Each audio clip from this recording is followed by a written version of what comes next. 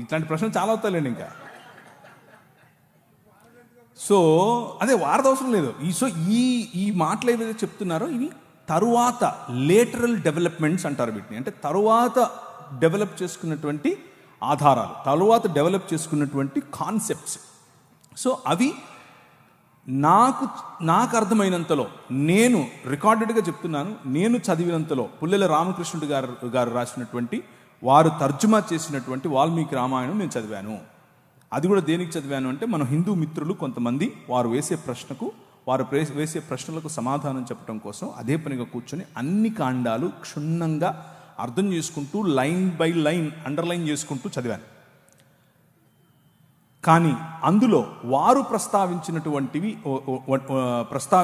స్థలాలు కానీ, వారు ప్రస్తావించినటువంటి మనుషులు కానీ, వారు ప్రస్తావించినటువంటి కోటలు కానీ, వారు ప్రస్తావించినటువంటి భారతంలో కూడా వారు ప్రస్తావించినటువంటి ఇళ్ళు కానీ ఏదీ ఇప్పుడు మనకు లభ్యంగా లేదు, ఏదీ మనకు అందుబాటులో లేదు. ఒకవేళ ఉంటే ఆర్కియాలజికల్ సొసైటీ ఆఫ్ ఇండియా అని ఒక వెబ్సైట్ ఉంది. అది భారతదేశ పన్ను, మనమందరం పన్ను కడతాం, భారతదేశ గవర్నమెంట్ వాళ్ళు ఆ వెబ్సైట్ పెట్టారు. అందులో తప్పకుండా ఉంటుంది. లేదు, బౌద్ధానికి ఉంది, జైనానికి ఉంది, క్రైస్తవానికి ఉంది.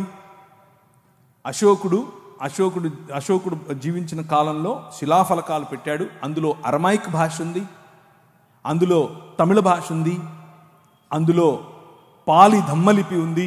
సంస్కృతం లేదు, హిందీ లేదు, ఏం లేదు.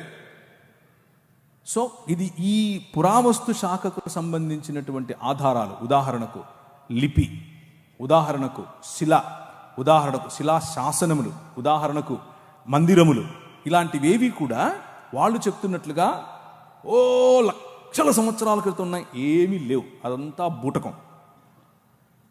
కొద్దిగా ఎప్పటి నుంచి మొదలైంది ఈ ఆధారాలు దొరకటం అని అంటే, క్రీస్తు శకం 2 AD తర్వాతనే దొరికాయి.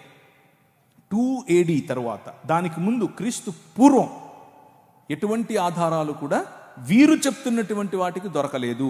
రాతపూర్వకంగా లేదు, సంస్కృతపూర్వకంగా లేదు, లిపిపూర్వకంగా లేదు, పుస్తకపూర్వకంగా లేదు, ఏదీ లేదు. క్రీస్తు పూర్వం ఉన్నటువంటి ఆలయాలు అన్నీ కూడా బౌద్ధానికి చెందినవే.